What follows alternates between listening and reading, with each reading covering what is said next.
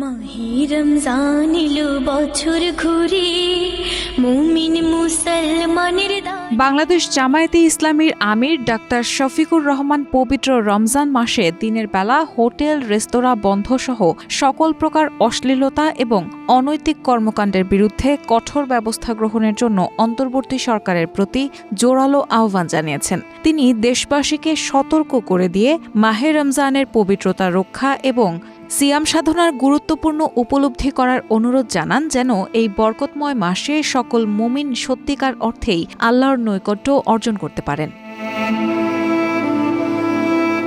গতকাল শুক্রবার গণমাধ্যমে পাঠানো এক বিবৃতিতে শফিকুর রহমান এসব কথা বলেন।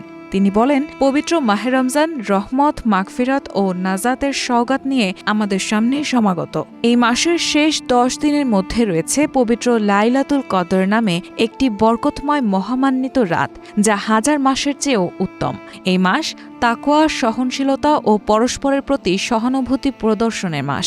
জাতি এমন এক সময় পবিত্র মাহে রমজান পালন করতে যাচ্ছে যখন দেশ ফ্যাসিবাদ থেকে মুক্ত হয়েছে।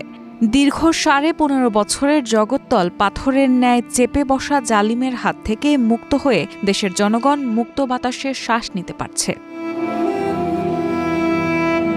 তবে এই সংবাদ মুহূর্তের মধ্যেই সোশ্যাল মিডিয়াতে ছড়িয়ে পড়েছে।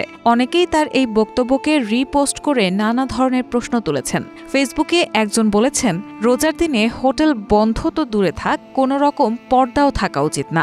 সংযমের মাসে সংযমই সমাধান, এর কোনো বিকল্প হতে পারে না। এদেশে যদি অন্য ধর্মের একজনও না থাকে তবুও না। যারা ধর্ম নিয়ে বাড়াবাড়ি করে, যারা অন্য ধর্মের মানুষকে কষ্ট দেয়, যারা নিজেরা অন্যের জন্য জান্নাত জাহান্নাম নির্ধারণ করে, যারা অন্য একজন ধর্ম পালন করল না বলে কটাক্ষ করে, এদের কোনো ধর্ম নাই। সোজা হিসাব একদম, ইসলাম শান্তির ধর্ম।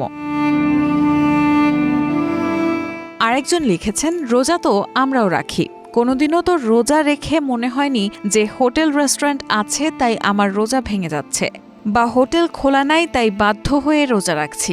ধর্মে জোর জবরদস্তি করতে স্বয়ং আল্লাহ তাআলা নিষেধ করেছেন। ইসলামের সৌন্দর্য দেখেই মানুষ ইসলাম পালন করুক, জোর করে ধর্ম পালনের এসব চর্চা না হোক। তবে অশ্লীল কিছুই এই মাসে যেন না চলে তা খেয়াল রাখা সবার কর্তব্য। রাহানা মুন, প্রবাস খবর।